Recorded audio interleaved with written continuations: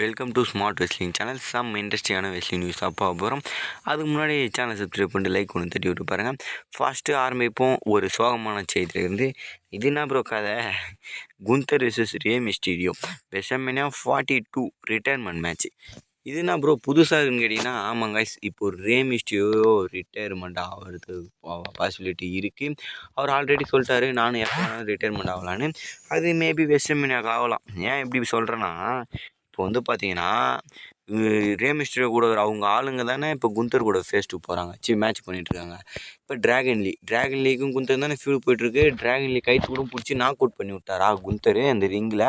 அதை வச்சு பார்க்கும்போது இப்போ ட்ராகன் லீக்கும் குந்தருக்கும் மேட்ச் நடந்து அதுக்கப்புறம் குந்தர் வின் பண்ணுவார். அப்புறம் அவர் கைத்து பிடிச்சி லாக் பண்ணுவார்.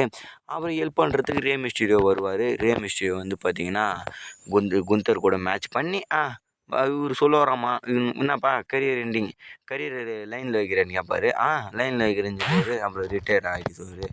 இதுதான் இவனுங்க வேலை. இதுதான் பண்ண போகிறானுங்க போல். ஆல்மோஸ்ட் இப்போது ரூமர் அப்டேட்டட் நியூஸஸ்லாம் வந்துடுச்சு. இந்த மாதிரி நடக்கிறதுக்கு பாசிபிலிட்டி இருக்குது.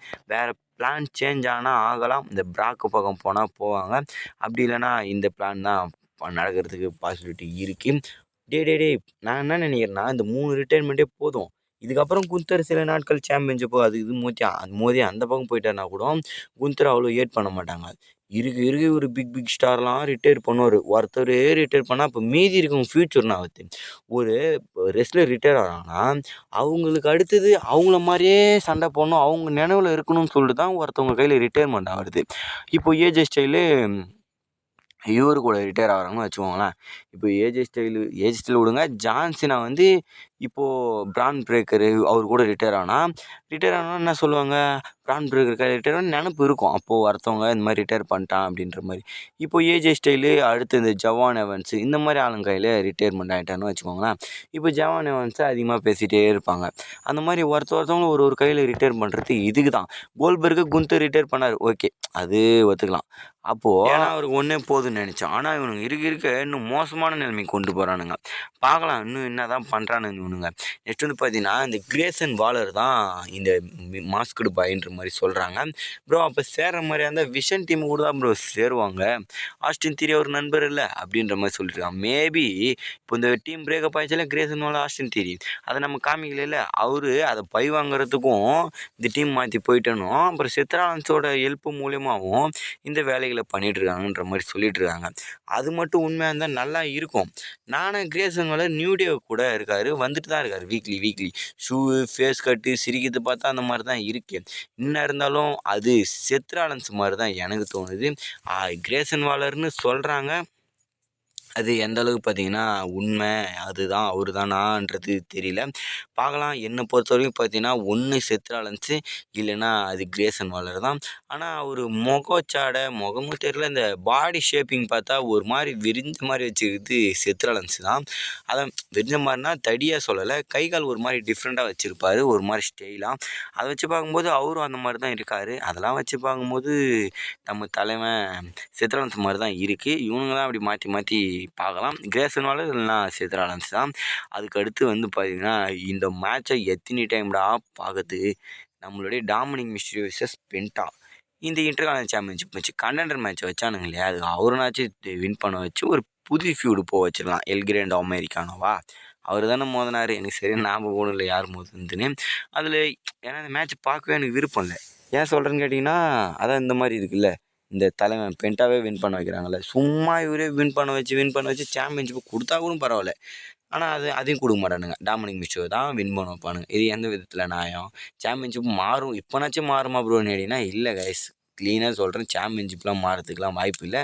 சும்மா ஒரு மேட்ச் மோத வேண்டியது தான். அதுதான், வேறு வழி இல்லாமல் என்ன ஃபியூடு வைக்குதுன்னு தெரியாமல் இந்த மாதிரி பண்ணி ஒரு கண்டெண்டர் மாதிரி செலக்ட் ஆகி பார்த்தீங்கன்னா மோத வச்சுருக்காங்க. பார்க்கலாம். என்ன ஒன்று எல்லா மேட்சோடு கொஞ்சம் இந்த மேட்ச் பெட்டராக தரணும்னு யோசிப்பாங்க. பெட்டராக தர முடியுமான்னு தெரியல, பார்ப்போம். தரானுங்களா என்னன்றது அப்புறம் பார்த்து தானே ஆகணும். எதாக இருந்தாலும் பார்த்தீங்கன்னா சகிச்சுக்க ஆகணும். இப்போ ட்ரிபிள் ஹெச் ஏரா தான் ரொம்ப மோசமாக போகுது இல்லை, ஃபியூடு சரியில்லை, ஒன்றும் சரியில்லை, ரொம்ப மட்டத்தில் போயிட்டுருக்கு. அதை வச்சு பார்க்கும்போது இது மட்டும் நான் ஸ்பெஷலாக இருக்கும், இந்த நிலைமையில தான் இருக்கும். நான் என்ன நினைக்கிறேன்னா, இதுவே பார்த்தீங்கன்னா இந்த பென்டா இல்லாமல் வேறு புது ஆள் எதனா வச்சு ஒரு டைம் தோல்வி அடைஞ்சால் கூட ஐயோ என்னடா திருப்பி இப்படி ஆயிடுச்சுன்னு சொல்லிட்டு யோசிக்கலாம். சரி விட்டு தள்ளுங்க, கவலைப்படாதீங்க, கொஞ்ச நாள் தான். அப்புறம் அது எப்படி ஃபின்பேலர் கையில் சாம்பியன்ஷிப் போயிடும்.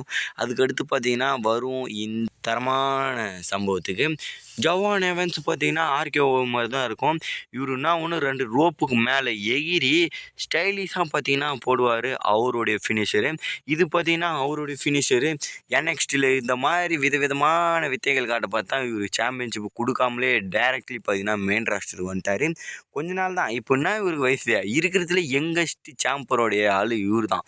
ரேண்டி ஆர்டனாச்சும் 23 வயசுல என்டர் ஆகிருப்பார். இவருக்கு 20 வயசு தான். 20 வயசுலேயே சாம்பருக்கு பார்த்தீங்கன்னா என்டர் ஆகிருக்காரு. இந்த பாருங்கள் ரோப்பில் இருந்து பறக்கிறது, எங்கேயா இருந்தாலும் பார்த்தீங்கன்னா பறக்கிறது மட்டும்தான் தலைவன் வேலை. அது மாதிரி LA நைட்டு பார்த்தீங்கன்னா ஆர்கேஓ தான். அவரது முன்னாடி போடுவார். அவர் ஃபினிஷர் வேறு. அவர் பின்னாடி வாட்டம் அவங்க போட்டாங்களா, இவருது முன்னாடி வாட்டம் இருக்கும். இவர் பார்த்தீங்கன்னா இவரது ஸ்டைலிஷாக இருக்கும், வலுவாக இருக்கும். இவருடைய ஃபினிஷரும் கொஞ்சம் பார்க்குறதுக்கு தரமாக இருக்கும். இவங்க நல்லா ஞாபகம் வச்சுக்கோங்க, இவங்க 2 பேருமே பார்த்தீங்கன்னா சாம்பரில் இருக்காங்க.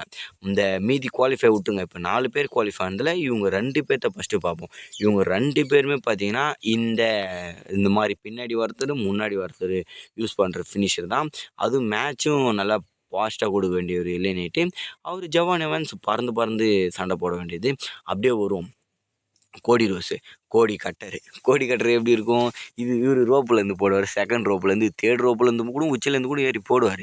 இவரது எப்படி இருக்கும், இவரதும் பார்த்தீங்கன்னா ஆர்கே மாதிரி தான் இருக்கும். இவருன்னா ஒன்று 2 கைத்தை ஈர்த்து இப்படி லாக் பண்ணுற மாதிரி இருக்கும். இவரதும் நல்லா தான் இருக்கும். இவர் தானே ஃபுல் ஃபினிஷர் இல்லை, அவங்க 2 பேர்த்து போயின்னா மெயின் ஃபினிஷரு அந்த மாதிரி. இவரது இது இல்லாமல் இன்னொரு ஃபினிஷர் இருக்குது, அப்படியே ரொட்டேட் பண்ணி போடுவார்ல, அதுவும் பார்த்தீங்கன்னா இருக்குது. ஆனால் இதுவும் பார்த்தீங்கன்னா நல்லா தான் இருக்கும். இவரும் பார்த்தீங்கன்னா நல்லா ஞாபகம் வச்சுக்கோங்க, இவரும் இந்த சாம்பரில் இருக்கிறாரு. இதோட 3 பேரும் இந்த ஃபினிஷர் யூஸ் பண்ணுறவங்களா. ஃபைனலாக வரும் லெஜண்ட் வைப்பர் ரேண்டி ஆர்டனும் அவரது சொல்லவே தேவையில்ல. அவரதை மாடிஃபிகேஷன் பண்ணி தான் மீதி இருக்க இவங்க 3 பேரும் பண்ணுறது. ஏன்னா ஆர்கேஓ தான் ஃபஸ்ட்டு பெஸ்ட்டு எல்லாமே பார்த்தீங்கன்னா ஆர்கேஓ தான். இவங்க இது 3த்தையும் தூக்கி சாப்பிட்ரும் ஆர்கேஓ. ரேண்டி ஆர்டன் எவ்வளோ வலுவாக போடுவார் ஆர்கேஓ, சும்மா பிடிச்சாருன்னா ஃபுல்லாக வந்து அடி வரைக்கும் வெறி கொண்டு போடுவார். இவரது 3 பேர்த்தும் லைட்டாக டிஃப்ரெண்ட் ஸ்டைலில் போடுறது தான் அவங்களது. இதில் எது பெஸ்ட்டுன்னு கேட்டிங்கன்னா ஆர்கேஓ தான் பெஸ்ட்டு, அது சொல்லவே வேணாம். இந்த 4 பேருமே சாம்பரில் இருக்காங்க. அப்போ நினச்சி பாருங்கள், மாற்றி ஃபினிஷரை போட்டால் எப்படி இருக்கும், மாசாக இருக்கும். மற்றபடி இன்னும் குவாலிஃபை ஆகிறது டேமியன் பீஸ்ட் ஆவார், இல்லை ட்ரிக் வில்லியம் ஆவார், அப்படி இல்லைனா இன்னொரு சைடு ஜேவுஸ் ஆவார்னு நினைக்கிறேன். பார்க்கலாம். அவ்வளோதான் கைஸ். சேனல் சப்ஸ்கிரைப் பண்ணிட்டு ஒரு லைக் ஒன்று தட்டி விட்டு பாருங்கள். நிறைய பேர் வீடியோ பாருங்கள், சேனலை சப்ஸ்கிரைப் பண்ண மாட்டேறீங்க. சேனல் சப்ஸ்கிரைப் பண்ணிட்டா வீடியோ அடுத்து உடனுக்குடன் வந்து சேரும். அதனால தான் நெக்ஸ்ட் ஒரு தரமுறை சந்திக்கலாம். Bye guys.